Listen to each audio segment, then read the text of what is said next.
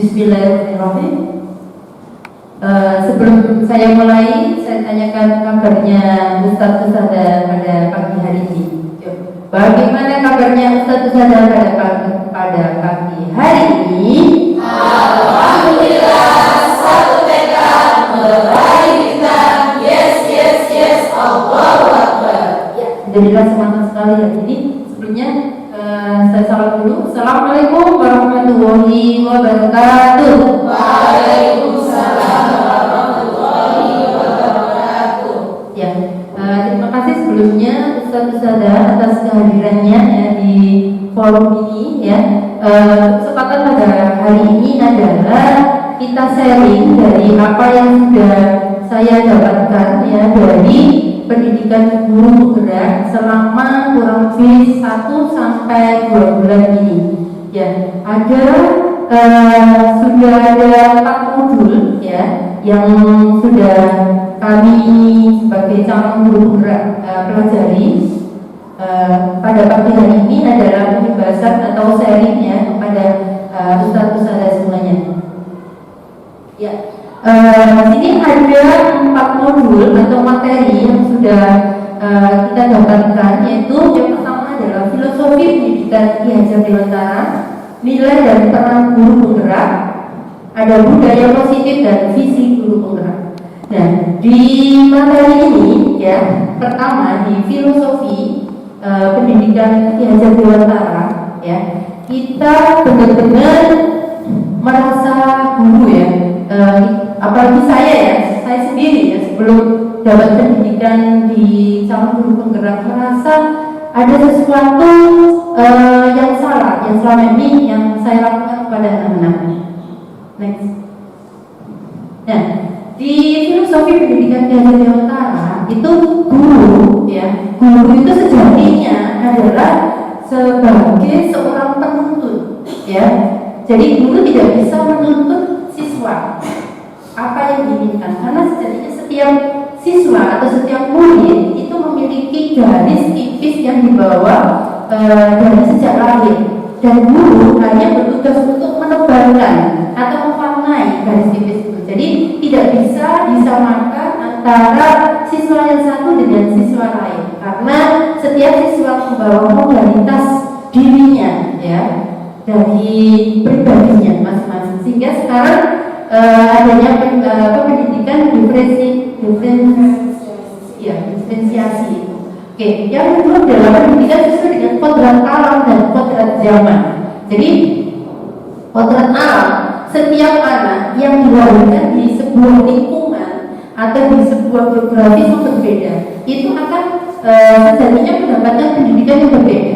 Contohnya, kalau seorang anak yang dilahirkan di pegunungan, ya, itu akan berbeda dengan diajarkan anak di lingkungan pesisir atau laut seperti itu. Dan kodrat zaman itu adalah dimana kita mendidik anak itu sesuaikan dengan kodrat zamannya. Contohnya, kalau kita sekarang zamannya sudah zaman digitalisasi dan zaman globalisasi, itu anak harus kita ajari ya sesuai dengan apa yang ada pada sekarang ini. Nah, kalau tidak itu kita akan terjelas oleh zaman ya, seperti itu. Yang ketiga adalah pendidikan yang menghamba pada anak ya. Jadi pendidikan yang menghamba pada anak ini di mana anak memposisikan sebagai sesuatu, guru itu menuntunnya atau membawanya, karena guru tugasnya hanya sebagai fasilitator di situ. Yang keempat adalah filosofi yang keempat adalah trilogi pendidikan, yaitu ingat solusi keluarga, dia bangun bangsa tekuli hadayani. Ingat solusi keluarga di depan itu guru memberikan contoh. Dia bangun bangsa, di mana di tengah ya, di posisi dia di tengah itu harus menjadi motivator atau support-supportnya. Tutkul budaya yang di belakang itu memberikan dorongan pada siswa itu untuk apa? Untuk mencapai apa yang diinginkan atau cita-citanya. Next. Modul yang kedua adalah nilai dan guru penggerak. Nah, nilai guru penggerak itu ada 5. Yang pertama adalah berpihak pada murid.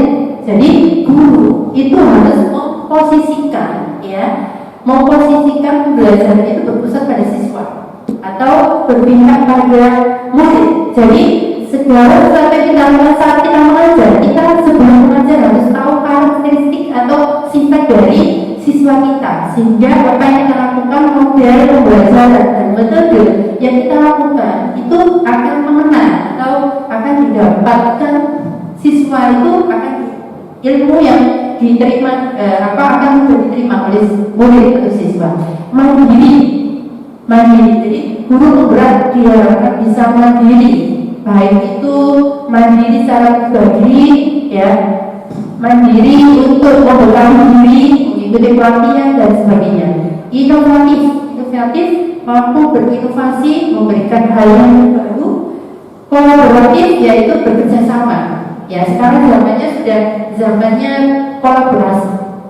Kalau kita sendiri-sendiri itu sudah tidak zamannya lagi, tapi kita zamannya saling berkolaborasi, bekerja sama dan saling bergandengan untuk menuju suatu yang diinginkan, dan itu akan hasilnya lebih bagus daripada kita sendiri-sendiri. Reflektif ini adalah kita lakukan penilaian apa yang sudah kita kerjakan, apakah sudah sesuai atau belum. Kalau belum sesuai, bisa kita lakukan perbaikan seperti itu. Tindak lanjutnya apa? Yang kedua adalah peran guru penggerak. Jadi guru penggerak diharapkan memiliki peran. Yang pertama adalah sebagai pemimpin pembelajaran. Yang kedua menjadi coach bagi guru lain. Jadi bisa menjadi coach, jadi pelatih atau memberikan transfer apa yang sudah didapatkan ke guru lain. Yang ketiga, mewujudkan kepemimpinan murid. Jadi bagaimana menggali potensi, minat dan bakat dari murid untuk mewujudkan apa yang ada pada murid itu. Itu adalah tugas guru. Jadi seperti kita yang di sekolah kita ada pemimpin waktu dikir, ada penegak kedisiplinan, ada ketua kelas, ada pramuka sebagai ketua. Itu adalah wujud dari bagaimana kita mewujudkan anak-anak itu menjadi seorang pemimpin, mendorong kolaborasi. Jadi kolaborasi ini kolaborasi antara dengan siswa, kolaborasi dengan guru dan pimpinan atau warga sekolah yang ada. Yang kelima adalah menggerakkan komunitas praktisi. Jadi guru perannya tidak hanya di sekolah saja, tapi bisa menggerakkan komunitas yang ada di luar sekolah. Itu yang diharuskan. Oke, next. Untuk modul 1.3, visi guru penggerak. Nah, visi. Dalam mewujudkan satu perubahan, diperlukan visi dan langkah-langkah yang tepat dalam mencapainya. Visi guru penggerak adalah mengelola perubahan yang positif, membangun budaya positif di sekolah, diperlukan kolaborasi yang positif dengan semua warga sekolah. Oleh karena itu, dalam mewujudkan visi diperlukan langkah-langkah konkret menggunakan metode kuili apresiasi dan tahapan kerja. Jadi visi sebelum kita mewujudkan visi dari guru penggerak itu, maka ada sebuah tahapan di situ ada metode. Itu tahapannya adalah bagja. Bagja itu singkatan dari B-nya adalah buat pertanyaan, yang kedua ambil pelajaran, yang ketiga gali mimpi, C-nya adalah jabarkan rencana, dan yang kelima adalah atur eksekusinya. Jadi setiap program yang kita lakukan itu bisa kita lakukan dengan tahapan bagja ini. Untuk apa? Untuk mencapai goal atau tujuan, supaya goal yang kita capai itu bisa sesuai dengan sasaran. Oke, lanjut. Modul yang keempat, yaitu 1.4 adalah budaya positif. Nah, ini yang ustadz-ustadzah yang akan kita bawa untuk guru penggerak ini, bagaimana bisa memberikan atau kita bisa sharing bersama agar sekolah kita, anak-anak kita ini memiliki nilai-nilai basic atau budaya positif. dari dalam kerja yang sudah kita lakukan itu akan muncul kebiasaan-kebiasaan positif yang kita kenal dengan budaya positif. Jadi budaya itu tidak serta-merta kita langsung bisa mencetak sebuah budaya. Contohnya kita punya budaya sekolah kita adalah 5S, tidak serta-merta langsung bisa menerapkan budaya itu. Tapi ada tahapan. Yang pertama bagaimana polanya kita bikin suatu kebiasaan perilaku yang baik akan menjadikan suatu kebiasaan, dan kebiasaan itu akan membentuk sebuah karakter, dan karakter itu yang akan membangun setiap individu itu. Bagaimana caranya? Yaitu kita lakukan satu kebiasaan dengan apa? Dengan keteladanan atau contoh, ya. Jadi harus memberikan contoh. Kalau ingin sebuah kebiasaan, jadi harus ada karakter, harus ada kebiasaan dan contoh, gitu ya. Budaya positif itu akan menimbulkan rasa aman dan nyaman pada murid dalam proses belajar, dan itu yang diharapkan, ya. Jadi bagaimana siswa di sekolah itu merasa aman, ya, dan nyaman posisinya belajar, itu yang diharapkan. Sehingga budaya positif itu akan mendorong siswa murid untuk mampu berpikir dan bertindak dengan baik.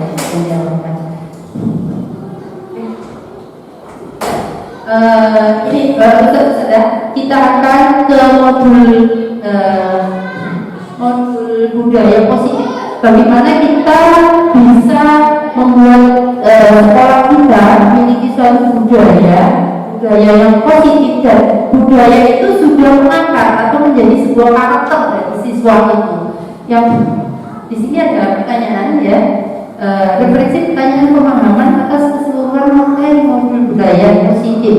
Sejauh mana pemahaman Anda tentang konsep-konsep ini yang telah Anda pelajari di modul ini? Yang pertama adalah disiplin positif. Nah, disiplin ini adalah merupakan poin pertama, ya. Poin pertama itu merupakan pendekatan mendidik anak untuk melakukan kontrol diri dan pembentukan kepercayaan diri. Ya, ini nanti kita hubungkan bagaimana peran kita selama ini menjadi guru. Apakah kontrol kita selama ini, ya, kita sudah hampir puluhan tahun itu sudah benar nggak kita posisi kita sebagai kontrol guru? Ya, karena sebelum saya belajar ini saya merasa bersalah sekali pada murid saya, ya, karena saya sebagai guru kontrol saya kurang di situ pada siswa. Yang kedua adalah nilai berdasarkan dari keyakinan kelas. Nah, nilai berdasarkan dari keyakinan kelas itu kita dapatkan dari kesepakatan kelas. Jadi kita buat kesepakatan kelas dengan siswa, ya, dengan guru, ya, sehingga akan kita tuliskan kesepakatan kelas, dan kesepakatan kelas itu akan menjadikan sebuah keyakinan tentang nilai kebajikan yang diyakininya. Tujuan kuliah di sini adalah mengacu pada nilai-nilai atau prinsip mulia yang dianut sekarang. Yang ketiga adalah posisi kontrol. Nah, ini yang saya maksudkan tadi, bagaimana apakah kita nanti kita akan menyaksikan atau kita akan menilai diri kita sendiri, kita akan merefleksi diri kita sendiri, apakah kita masuk di posisi kontrol mana?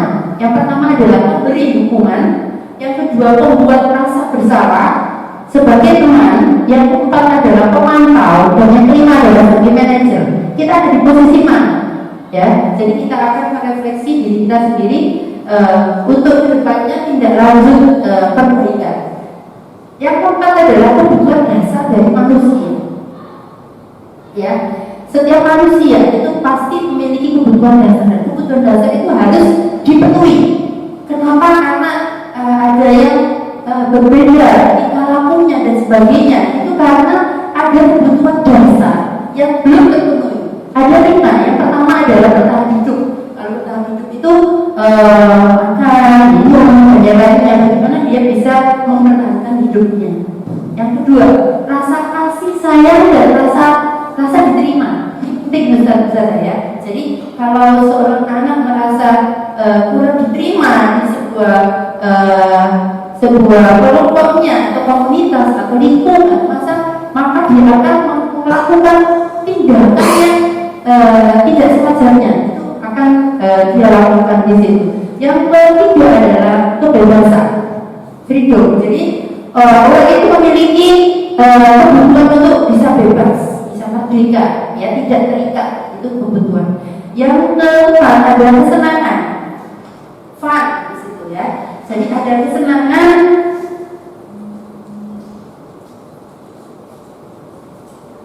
Ya, bagaimana dia itu merasa senang, ya, merasa senang, ya dengan mungkin permainan, kalau kita pembelajaran dengan ice breaking, ada game dan sebagainya seperti itu.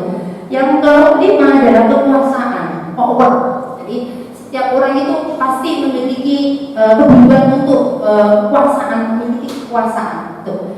Nah, yang kelima adalah segitiga restitusi, menstabilkan. Ini hubungannya nanti dengan posisi kita sebagai kontrol, ya, kontrol guru itu di apa, gitu ya.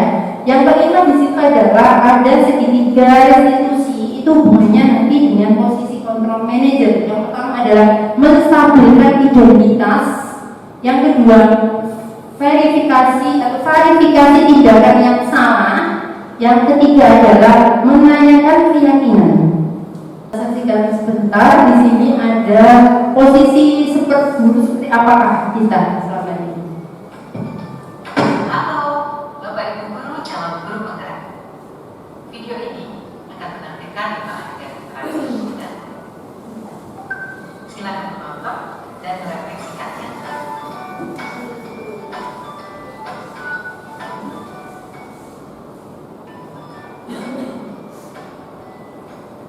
Bagi anak-anak, silakan PR yang kemarin diberikan akan dijak.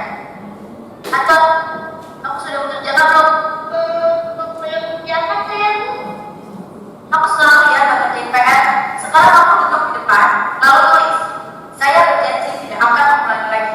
Saya berjanji akan berusaha menjadi murid yang rajin belajar sampai pelajaran saya selesai.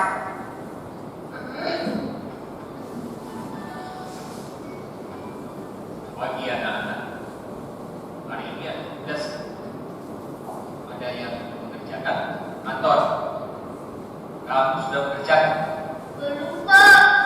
Sudah mengerjakan tugas. Kamu mau cari apa? Aku lihat sekolah.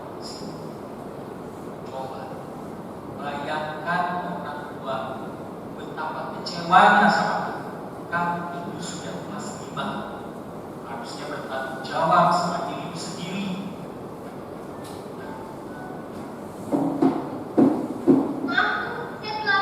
Ya udah, nanti jangan diulangi lagi ya.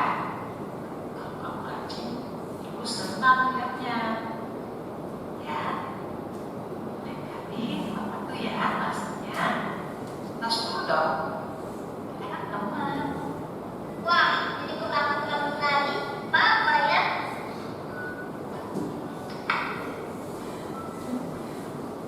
Kamu kok gak pakai baju olahraga? Bapak catat, kamu sudah 3 kali loh olahraga bulan ini. Iya, Pak. 3 kali berarti saya dapat sanksi, Pak.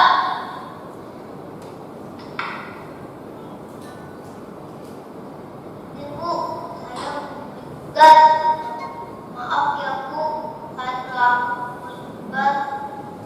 Kenapa kamu terlambat mengumpulkan tugas? Iya, Bu. Saya pulang sore punya ke warung. Gak sempat kerjain tugas. Kira-kira nih, apa yang bisa kamu perbaiki supaya kamu bisa mengerjakan tugas tepat waktu? Coba, kapan biasanya kamu membantu ibu jualan? Ya bener sampai jam 6. Bagaimana kalau kamu membuat jadwal? Kapan kamu akan mengerjakan tugas? Oh gitu ya, Bu. Ya coba deh, Bu. Terima kasih, Bu. Iya, oke. Sudah. Nah, itu tadi adalah 5 kontrol ya, posisi kita sebagai guru.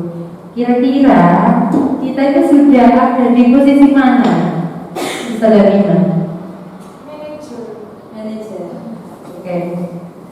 Sudah lama menerapkan sebagai manajer, Saudara Rima?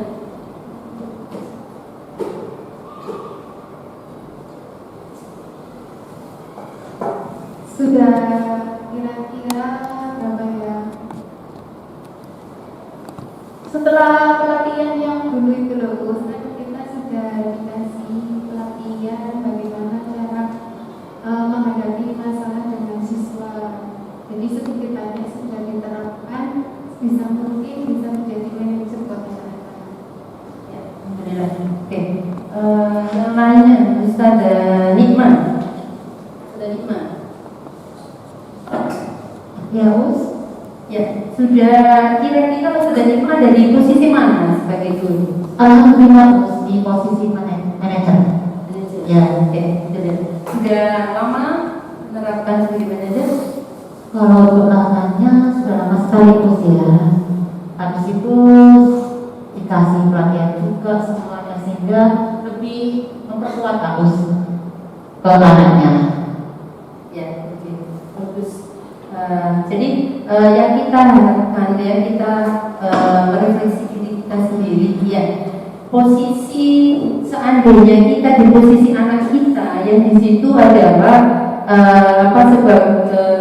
kita sebagai guru di situ memposisikan pemberi hukuman, maka apa yang dirasakan anak akan merasa turun, kepercayaan dirinya akan semakin turun dan dia tidak memiliki upaya untuk berusaha untuk lebih baik lagi, tetapi mungkin yang dirasakan adalah dongkol sama gurunya, karena aku kok gak ditanya sih alasanmu apa, aku terlambat, alasanmu apa, hari ini saya gak membawa dasi, alasanmu apa, hari ini saya tidak mengerjakan PR dan sebagainya. Nah itu, jadi tidak bisa memberikan nilai kebajikan dari anak itu. Nah, kalau membuat rasa bersalah gimana Ustazah? Membuat rasa bersalah itu tadi kalau di videonya yang mana ya? Yang nomor 2. Nah, apakah kita pernah melakukan seperti itu? Pernah. Kalau saya secara pribadi, saya pernah mengatakan siswa saya seperti itu. Anak-anak kamu sekolah di sini, orang tua itu sudah berupaya keras untuk bersekolah di sini. Sekolah kamu di sini tidak murah, seperti itu. Pernah. Apakah kamu merasa gak kasihan sama orang tuamu? Nah, itu membuat diri siswa itu tidak semakin bangkit, tetapi dia merasa ada sesuatu yang salah. Seperti itu. Jadi semakin kita menunjukkan kesalahan dan kelemahannya itu, maka dia akan semakin rasa bersalahnya tinggi, dan untuk up-nya atau membuat optimisnya atau berubahnya itu akan lama, seperti itu. Nah, ya, oke. Mungkin kalau ini ya Us, ada kalanya kita ini meluruskan anak ya. Kalau yang dia lakukan itu sudah benar, apa masih salah? Kadang-kadang kita butuh itu dari anak juga. Misalnya dia ada masalah dengan temannya, jahil atau apa dengan temannya. Nah, ada kalanya kita juga anak tersebut biar dia tahu kalau yang dia lakukan itu salah gitu. Jadi tahu mana yang boleh dan mana yang tidak boleh, mana yang salah dan mana yang benar. Kan kadang-kadang kita juga butuh seperti itu nih. Ya, oke, bagus sekali Saudara Ali pertanyaannya. Dan itu yang Saudara Ali akan kita bahas sekarang. Nah, lanjutannya dari ini nanti kita akan bahas di sini Saudara Ali di 3 restitusi. Nah, dari betul sekali. Jadi bagaimana kita memberikan pemahaman kepada anak kita atau murid kita apa yang sudah dilakukan salah atau tidak. Jadi kita tanya apa yang kamu lakukan itu sudah benar atau tidak. Kalau gitu apa yang harus kamu lakukan? Tindakan apa yang harus kamu lakukan? Dan itu ada di segitiga restitusi. Ya, ada Ustaz di Zoom saya. Ya, kemarin saya sudah coba praktekkan dengan Abid A.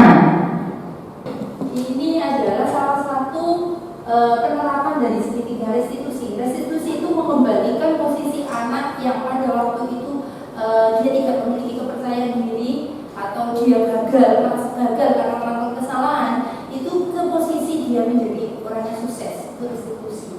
Nah, ini kasus yang pertama. Hari Jumat saat istirahat, Abdul mengetahui Abid A mengecek temannya. Mereka melaporkan kepada Ustazah Nati. Ustazah Nati pun mengkonfirmasi tindakan Abid A A mengejek temannya dengan melakukan penerapan segitiga restitusi. Next, video next.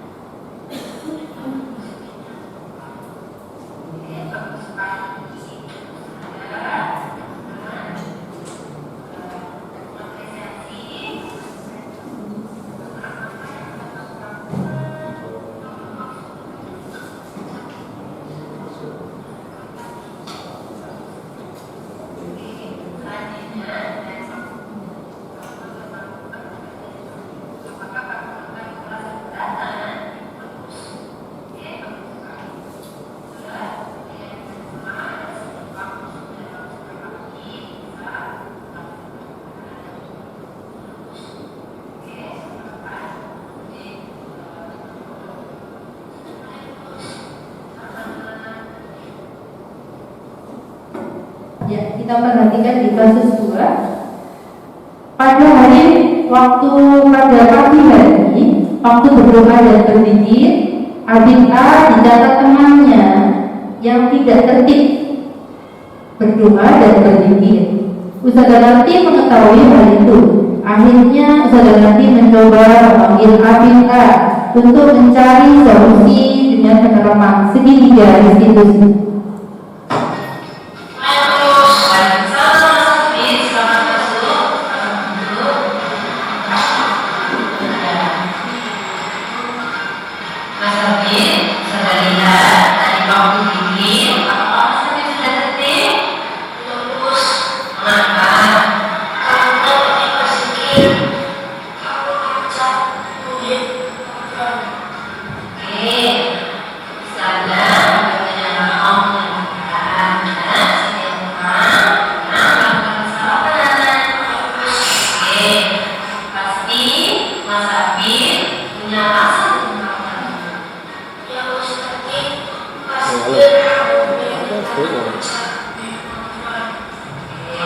Baik,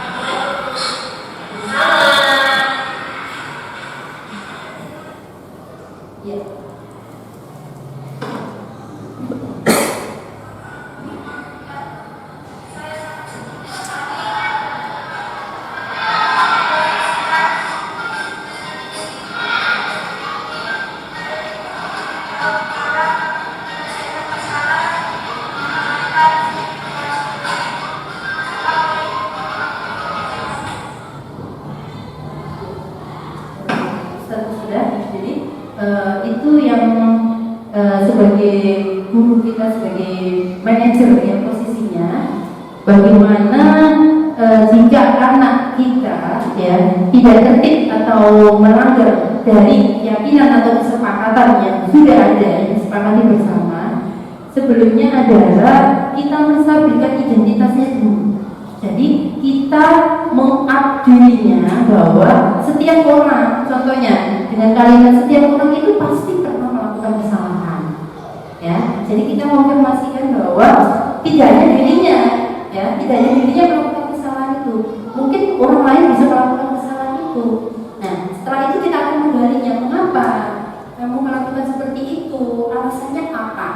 Jadi alasan itu akan membuat kita tahu apa permasalahan yang dihadapinya. Dengan kita tahu alasan dia melakukan seperti itu, maka kita akan mudah untuk mencari solusinya. Terus yang kedua, kita verifikasi bahwa tindakan yang kamu lakukan itu sudah salah atau benar. Jadi kita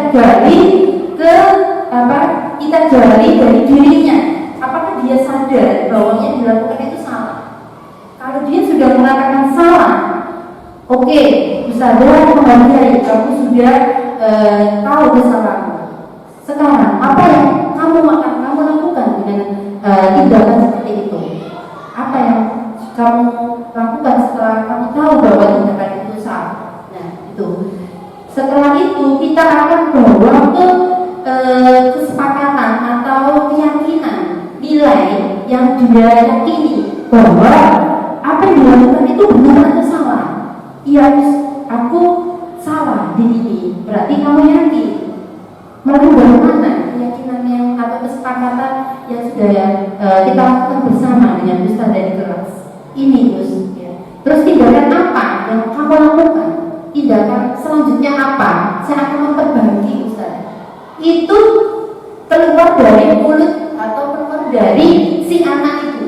Jadi kita tidak mendikte bahwa kamu harus melakukan ini dan ini. Nah, kalau kita mendikte berarti belum ada dari dirinya. Sehingga kalau anak melanggar terus dikasih konsekuensi dan dia melanggar lagi, itu satu, karena dia belum meyakini bahwa yang dilakukan itu adalah salah. Kalau sudah yakin bahwa saya salah, tapi saya tidak melakukan itu lagi, dan itu efeknya akan berjangka panjang sampai dia dewasa. Ya, jadi kita sebagai guru, kita refleksi diri kita masing-masing, apakah kita sudah benar, karena Ustaz, permasalahan dalam menghadapi permasalahan itu akan dibawa juga sampai dewasa nanti. Bagaimana cara menyelesaikan masalah itu akan berimbas panjang seperti itu. Jadi kita sebagai guru harus menuntunnya, membawa dia bahwa apa yang kamu lakukan itu salah. Kalau salah itu apa yang harus kamu lakukan. Terus seandainya kamu melakukan kebaikan itu, apakah kamu merasa keberatan atau kamu merasa tidak mau? Pasti dia akan mengatakan mau, dan itu akan membawa dirinya memiliki kepercayaan dirinya bahwa yang sudah dilakukan, yang kesalahan itu sudah dia maafkan secara pribadi, sehingga kedepannya sudah tidak ada beban. Nah, itu dulu mungkin yang saya rasakan pernah dulu sekolah gitu ya. Saat SMP, karena rumah saya jauh, saya sekolahnya di kampus sini, saya naik bus, saya itu lari-lari melewati kuburan ya di situ, sampai ada putri malu itu, dari saya kalau lari itu sambil gitu ya, putri malu itu ya. Nah, itu sampai di sekolah itu saya terlambat, dan apa yang dilakukan guru saya sampai membuka sekarang, yang dilakukan guru saya adalah saya harus hormat di bendera sampai 1 jam menghadap ke timur. Kalau nggak itu saya disuruh berlari, melepas sepatu, melingkari sampai halaman. Upacara itu sampai 3 sampai 4 kali, dan itu membekas sampai sekarang. Nah, itu jangan sampai kita lakukan pada anak didik kita. Jadi apapun yang dilakukan pasti dia punya alasan. Apalagi anak kelas bawah ya, alasannya itu kadang kita berpikirnya jauh, ternyata dia berpikirnya sederhana, karena pemikiran anak-anak kan sederhana. Jadi kita tanyakan, Seperti anak kita kalau melakukannya, apa sih? Kenapa? Oh gini. Oh berarti permasalahannya seperti ini. Kalau kita sudah tahu permasalahannya, alasan dia melakukan ini. Oh anak ini ternyata belum paham. Oh anak ini paham, tapi kok dilakukan terus? Berarti dia belum yakin akan kebaikannya dilakukan. Oke, seperti itu. Ada yang ditanyakan, monggo Ustazah. Kita buka pertanyaan. Silakan.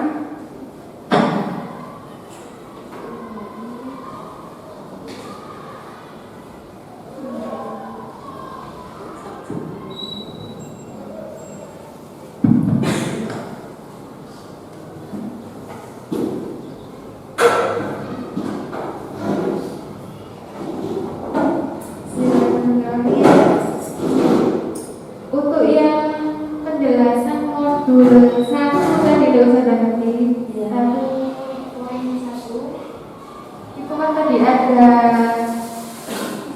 apa definisi pendidikan dari pendidikan adalah apa ya, menghamba anak. Nah itu loh, pendidikan menghamba pada anak itu contohnya bagaimana? Setahu saya kan menghamba itu seperti raja sama apa bawahannya, itu kan harus nurut, apa disuruh apa manut. Dan kalau kita sebagai guru menghamba pada anak itu bagaimana contohnya atau pengertiannya itu gimana? Terima kasih. Terima kasih Ustazah Mima, pertanyaannya bagus sekali. Ya, oke. Filosofi dari Ki Hajar Utara salah satunya adalah pendidikan itu menghamba pada anak. Maksudnya adalah di sini bahwa pendidikan itu harus benar-benar kita sesuaikan dengan anak kita, yaitu bakat dan minatnya. Ya, jadi bagaimana kita bisa memodalitas, memberikan, memasangkan, membimbing mereka sesuai dengan minat, bakat dan kebutuhan dari anak itu. Ya, jadi seperti tadi katanya sudah menghamba itu seperti raja dengan anak. Ya, kalau pendidikan kan ada, kalau menurut Rasulullah ada umur 1 sampai umur 6 itu anak sebagai raja. Umur 7 tahun sampai umur berapa usia SD 12 tahun itu adalah sebagai tawanan. Maksudnya tawanan di sini karena anak itu posisinya di masing-masing tidak pernah karakter di situ. Jadi harus dikawal. Kalau punya HP harus dilihat apa yang ini, apa yang sudah dilihat. Ya, karena di usia kita mendidik ini ya di usia 6 sampai 12 tahun itu adalah untuk pencerminan karakter untuk menuju ke jenjang yang selanjutnya. Nah, kalau di SMP sampai SMA itu adalah sebagai teman. Ya, bagaimana posisinya kita sebagai orang tua atau sebagai guru itu memposisikan sebagai teman. Kenapa teman? Karena dia mencari jati diri. Kalau kita tidak sebagai teman, nggak ada pendekatan, kan kita mungkin tidak tahu masalahnya atau kita tidak tahu apa yang diinginkan. Nah, kembali ke pendidikan menghamba pada anak ini, bagaimana guru ya memfasilitasi modalitas anak yang sesuai dengan dia itu tadi ya kodratnya. Ya, kodrat alamnya yang berbeda-beda dengan karakteristik yang berbeda-beda seperti itu. Jadi bagaimana kita memenuhi kebutuhan anak itu. Jadi anak ini kita anggap sebagai rajanya kita. Karena sejatinya guru itu menuntut anak itu untuk apa? Untuk menuju ke titik yang diinginkan. Nah, makanya pendidikan sekarang diferensiasi itu ya, itu adalah gimana kita memfasilitasi anak-anak itu sesuai dengan karakteristik dari mereka. Karena sejatinya guru itu seperti petani. Ya, petani itu tugasnya hanya menanam padi. Itu saja. Nanti tumbuhnya padi itu kita tidak bisa. Ya padi ini harus bagus, harus padinya itu besar-besar, tidak bisa. Tetapi kita hanya menuntut, kita lakukan yang terbaik, ya. Kita dengan bibit-bibit yang berbeda. Saat kita menanam padi itu bibitnya berbeda-beda, ya. Tetapi perlakuannya harus sama dengan anak didik kita. Dia berasal dari beberapa keluarga yang berbeda, ya, di lingkungan di mana dia tumbuh di situ, di sebuah sekolah yang sama. Jadi kita harus sebagai penuntut, fasilitator untuk apa? Untuk mewujudkan titik mereka ke cita-cita. Itu maksudnya menggambar. Dengan apa? Dengan kita lakukan pembelajaran yang sebaik-baiknya. Jadi kita bikin metode dan model pembelajaran yang sebaik-baiknya. Apalagi kalau kita bisa memfasilitasi anak-anak itu sesuai dengan gaya belajar. Ya, ada kinestetik, ada audio, ada visual. Nah, itu tidak semudah teori ya di lapangan ya. Karena kita ada konsep-konsep materi yang harus diselesaikan ya. Tetapi kita tidak bisa memaksa mereka, ya, karena dia memiliki garis tipis dari kodrat dia, ya, sebagai manusia atau sebagai anak itu. Kita hanya sebagai guru adalah menebal dan mewarnai garis tipis itu. Intinya seperti itu. Jadi yang selama ini mungkin kita mengejar kok banyak ya yang memiliki dan sebagainya ya seperti itu. Karena dia memang sejatinya kita nggak bisa. Anak ini nggak bisa menjadi gini, kita nggak bisa seperti itu. Karena kita hanya sebagai petani yang menanam padi. Nanti tumbuhnya padi itu seperti apa? Itu akan alami seperti itu. Kita hanya menuntunnya. Ya, insya Allah itu sudah lima jawabannya. Sudah puas? Oke, alhamdulillah. Terima kasih. Selanjutnya, pertanyaan selanjutnya. Monggo saja.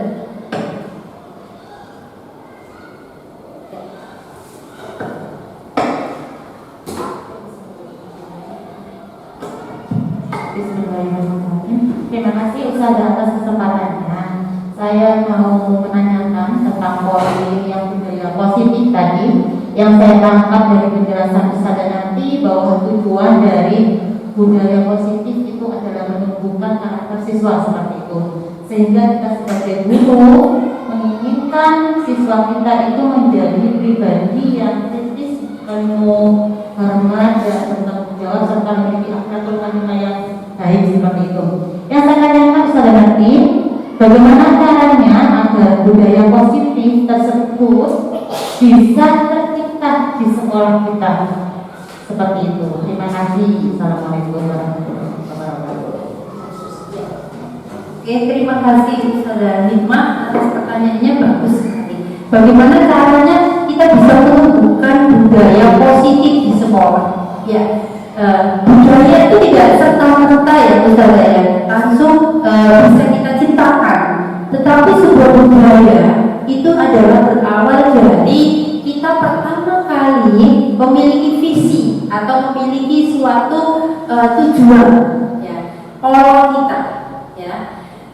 Setelah itu, bagaimana dari yang visi atau yang kita buat itu, ya, kalau kita memiliki budaya, kita ingin budaya 5S, ya, 5S.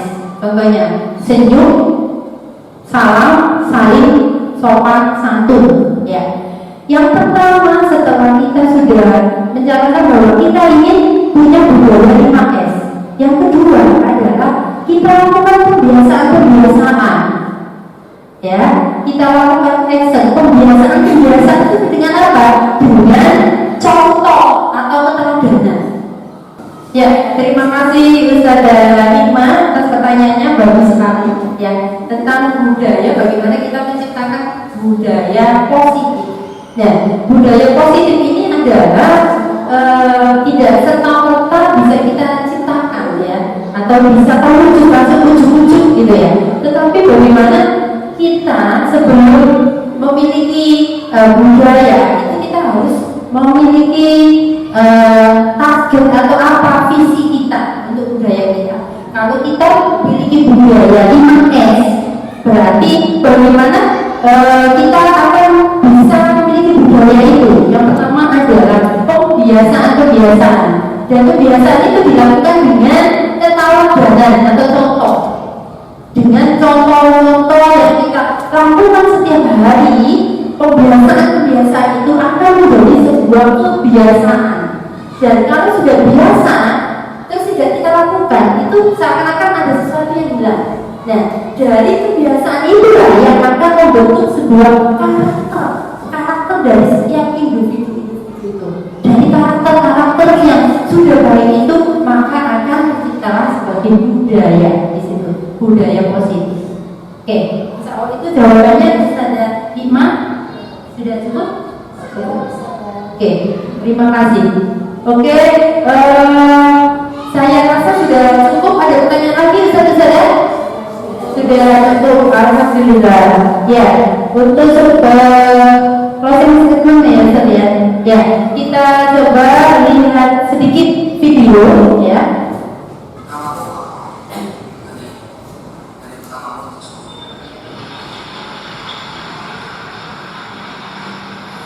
Ayo cepat.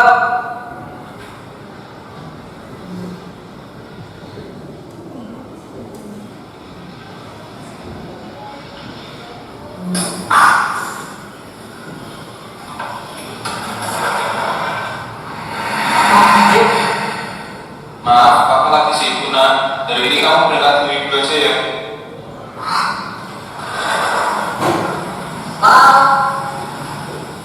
Iya deh.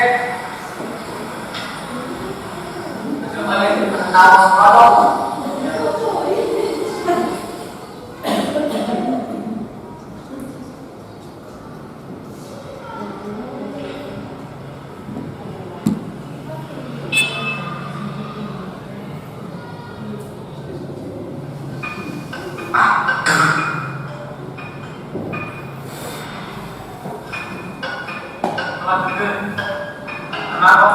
Majikan. Itu kasih aja.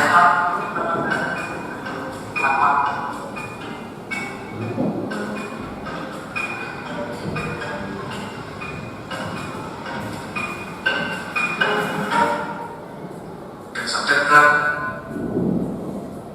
Dekil.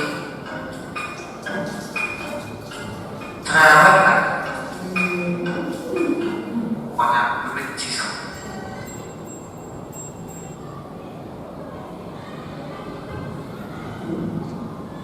Nama korupsi.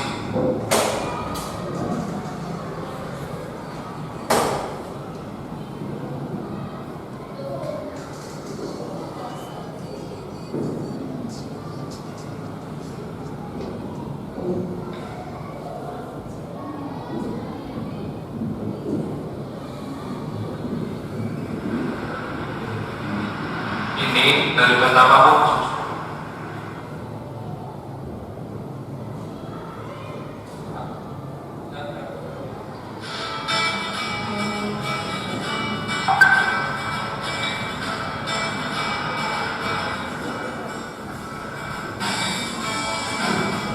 Dari ini aku tolak.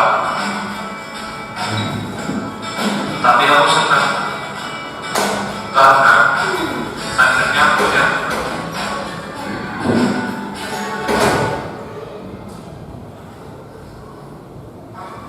Gimana sih kok tadi kok gak jemput, capek tau.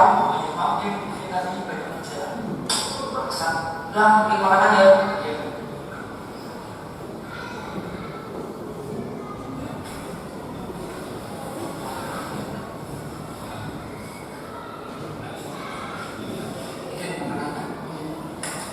Belum tahu sih. Bola yang warnanya senang sih. Gimana sih? Kok kalau suci-suci? Kalau suci terus suci coba terus gimana aja dah? Maaf deh.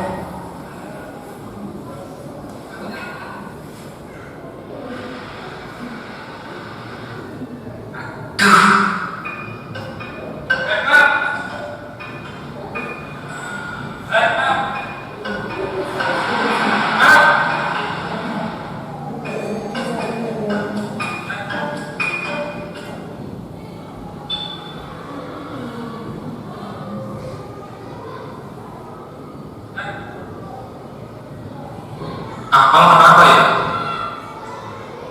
Mungkin lagi banyak masalah.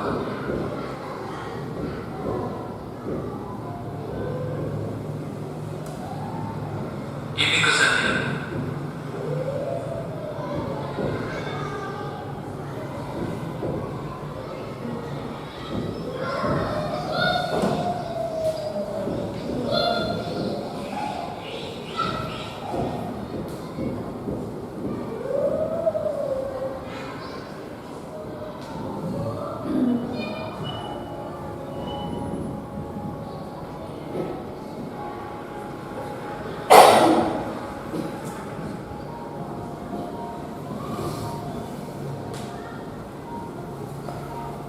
Kejualan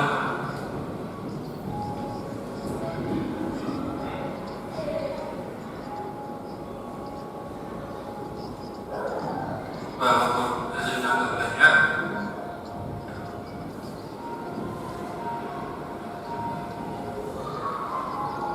tapi cukuplah untuk memenuhi kebutuhan sehari-hari.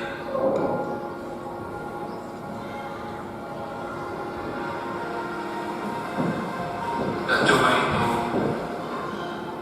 aku masih harus melakukan pekerjaan rumah.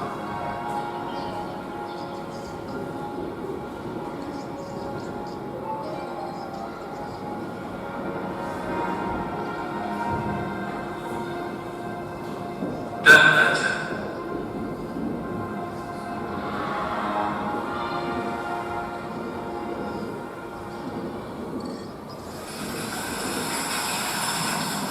Ya, sudah.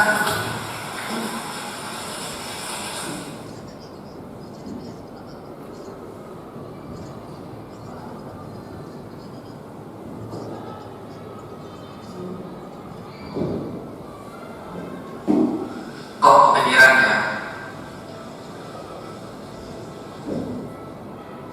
Dia kok bisa bertahan bahagia. Padahal dia belum tentu bisa memenuhi semua kebutuhannya.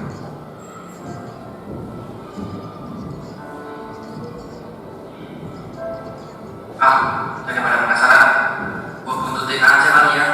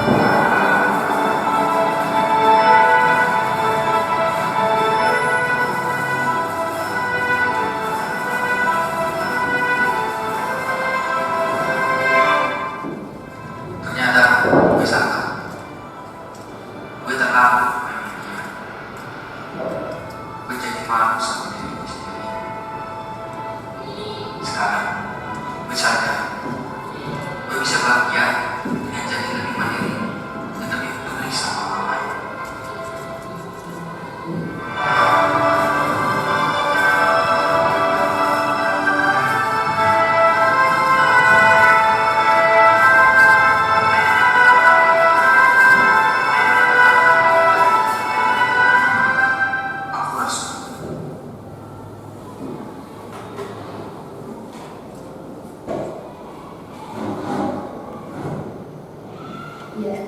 Oke. Aku harus berubah. Itu saja. Jadi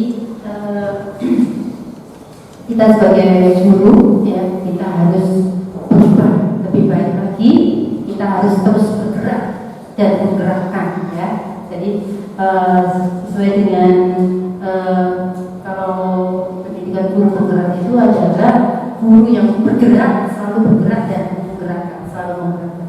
Semoga kita semuanya menjadi guru-guru yang diinginkan, guru-guru yang bisa menuntun siswa, bisa memberikan ketauladan kepada siswa untuk menjadi guru yang lebih baik lagi. Kalau itu saudara, terima kasih atas kesempatannya, waktunya, dan kesediaannya untuk sharing hari ini ya. Saya ucapkan jazakallahu khairan, terima kasih banyak kesempatan kali ini ya. Saya akhiri ya, saya sudah selesai ya. Saya akhiri. Wassalamualaikum warahmatullahi wabarakatuh.